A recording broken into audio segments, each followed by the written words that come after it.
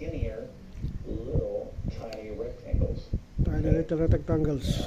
I'm not going to do this whole figure, but you can see Finding the area under the curve. so I'm using real super skinny thin little rectangles. Okay, they're still rectangles, but I still want to find the area for rectangle.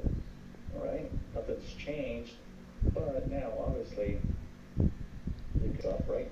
I'm going to go ahead and Integral, set 0 to 10. 0 to 10. Yan. You'll see fx this dx. is going to it. Okay, Function of x. This is actual calculus symbology.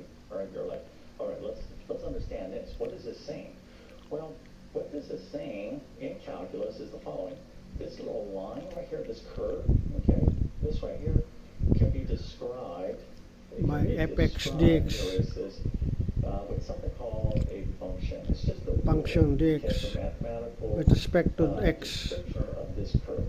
Okay, it says. Okay, Ngayon ay 3 April 2025, Thursday. Ito, alas 2 may dyan pasado na.